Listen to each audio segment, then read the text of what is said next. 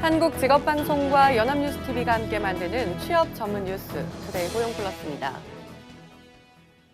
국제노동기구 ILO 핵심 협약 비준과 관련해 유럽연합, EU가 제시한 시한이 이제 한 달도 채 남지 않았는데요. 사회적 대화기구가 이번 주 노사정 합의를 시도합니다. 노동계는 정부 압박 총력전에 나섭니다. 강은나래 기자입니다.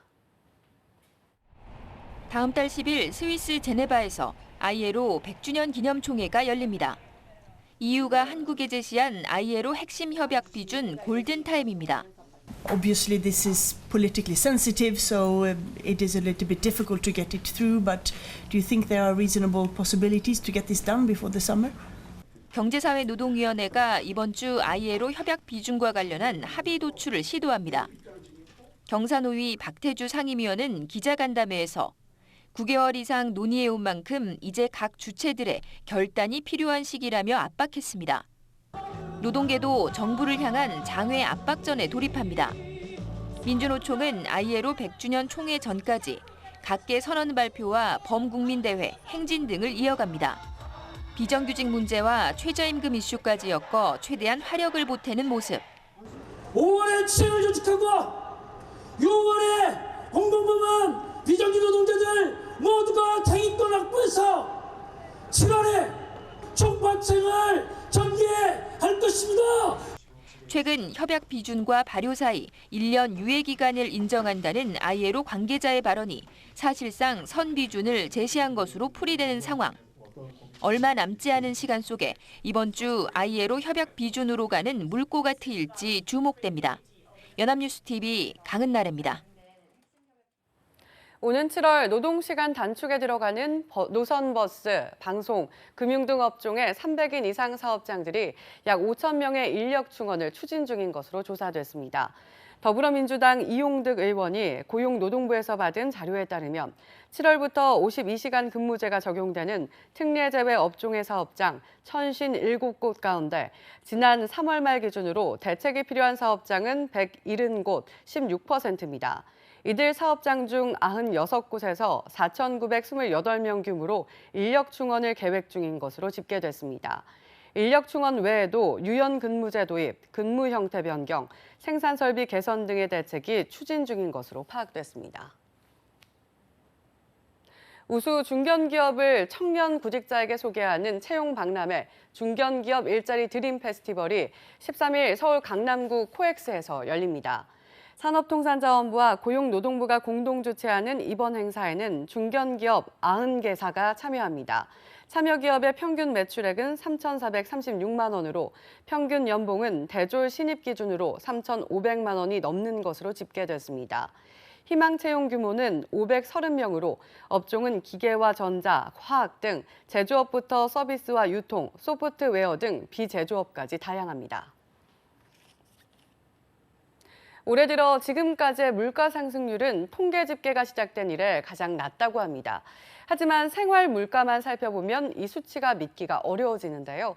최근 삼겹살의 소주, 기름값까지 줄줄이 오르면서 체감 물가가 지표 물가와 다르게 움직이고 있기 때문입니다. 이진우 기자입니다. 올해 들어 통계상 물가 상승률은 0%대 행진 중입니다. 벌써 넉 달째인데 정작 소비자들은 이런 흐름을 체감하지 못하고 있습니다. 자주 사고 지출 비중이 큰 장바구니 물가가 줄줄이 올라서인데 지난달에만 가공식품과 외식 물가 등 먹거리 물가 상승률은 전체 물가 상승률의 3배에 달했습니다. 먼저 쌀이 11% 넘게 뛰었고 달걀도 5.6% 올랐습니다. 토마토, 사과 같은 채소와 과일도 큰 폭으로 상승했습니다.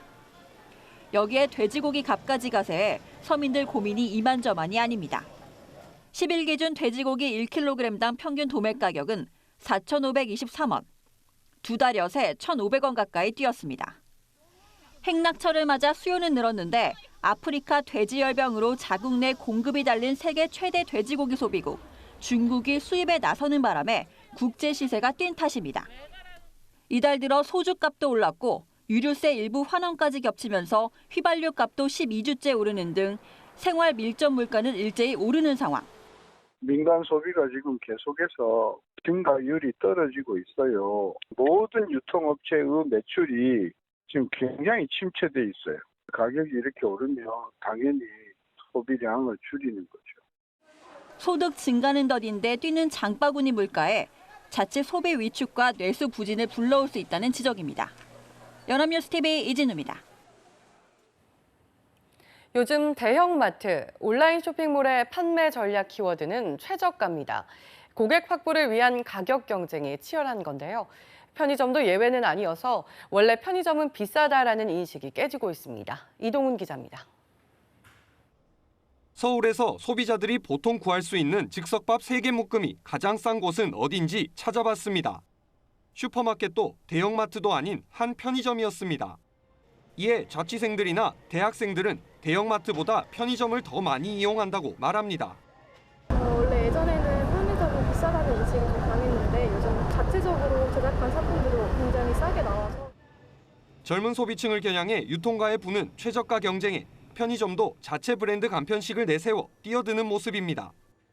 한 편의점은 라면, 황사 마스크를 다른 편의점에 비해 최대 절반 싸게 각각 500원, 400원대에 판매하고 있습니다.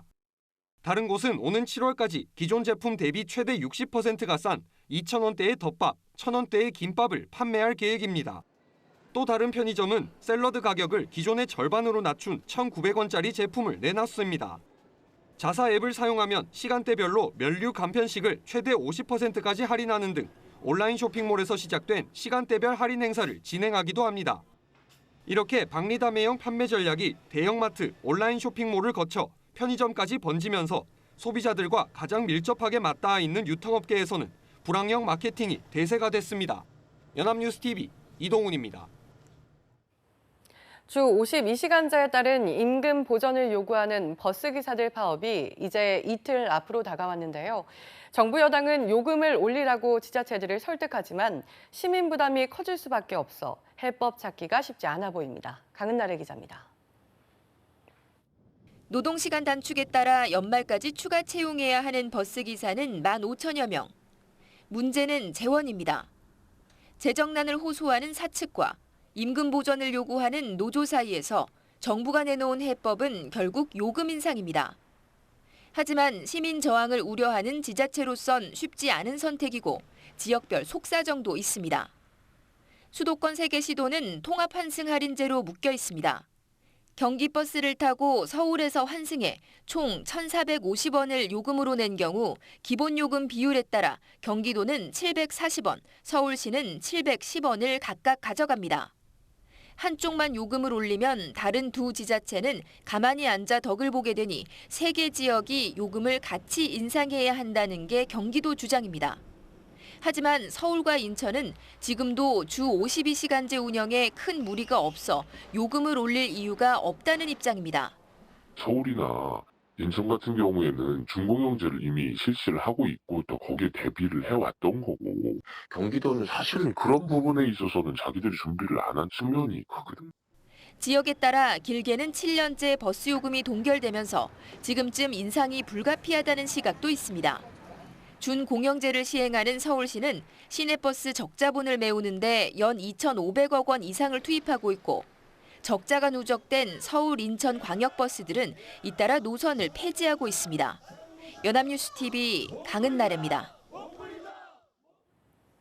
최근 우리나라 환율 움직임이 심상치 않습니다. 원화값이 최근 한 달 새 3% 가까이 떨어졌는데 하락 속도가 빨라 걱정입니다. 박진영 기자가 보도합니다. 지난주 원달러 환율이 장중 1,183원 부근까지 뛰었습니다. 이처럼 높은 수준을 기록한 것은 2017년 1월 17일 1,187.3원 이후 2년 4개월 만입니다. 더 큰 문제는 이런 원달러 환율 상승, 즉 원화 가치 하락 속도가 다른 나라에 비해 상당히 빠르다는 데 있습니다. 지난달 1일부터 이달 8일까지 원화 가치는 2.9% 하락했는데 낙폭이 주요 신흥 10개국 중 터키와 아르헨티나 다음으로 컸습니다. 미국과 무역 갈등 중인 중국의 위안화는 이 기간 1% 떨어지는 데 그쳤습니다. 정부는 환율 상승이 구조적 문제라기보다 미중 무역 갈등 등 일시적 요인에 영향을 받은 것으로 보고 있습니다. 하지만 미중 무역 분쟁이 장기화하면 원달러 환율이 더 오를 것이란 관측이 나옵니다.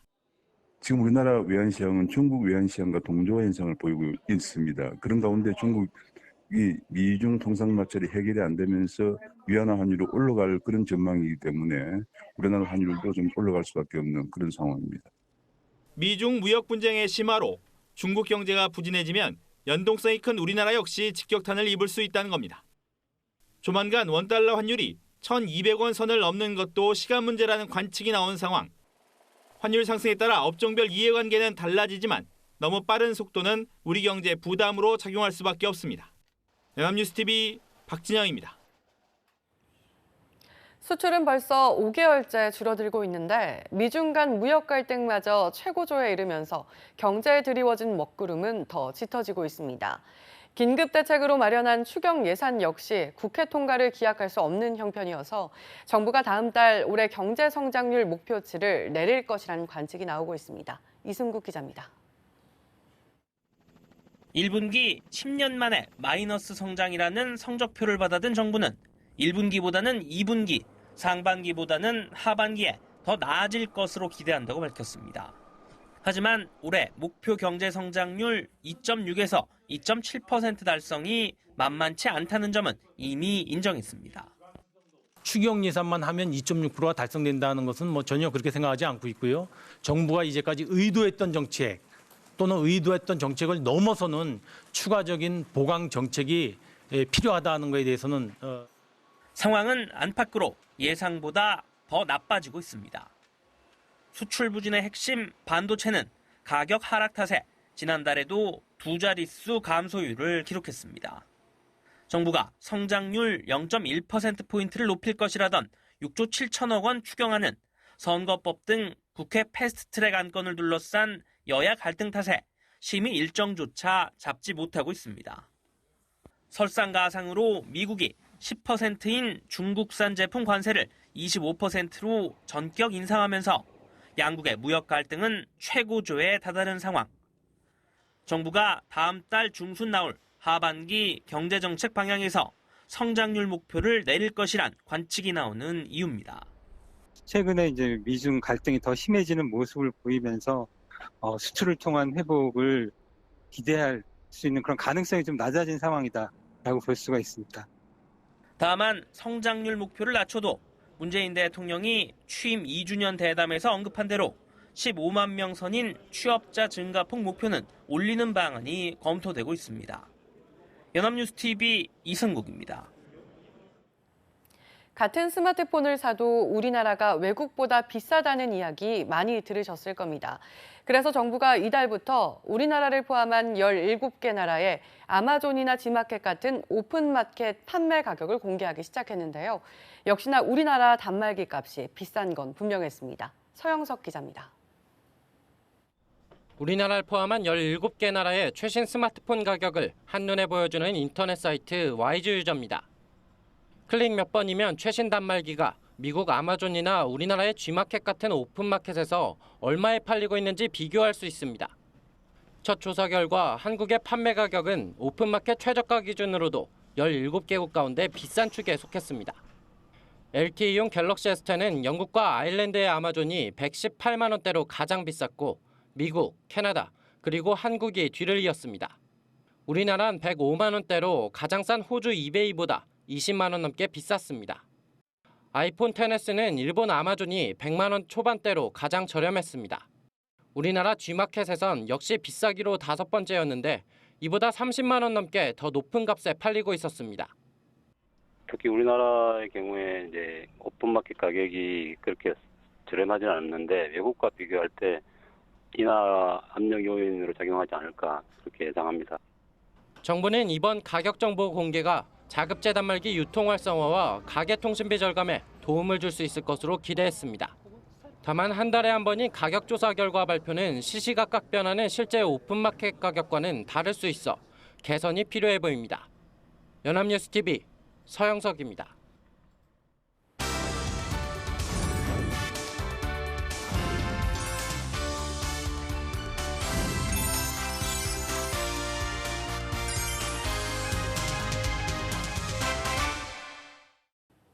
대한민국 50만 구직자의 일자리 현황을 데이터로 풀어봅니다. 투데이 데이터 뉴스 시간 안치홍 아나운서 안녕하세요. 안녕하세요. 네, 데이터 뉴스 시간입니다. 불황이 깊어지며 각계의 시름도 더해가고 있습니다.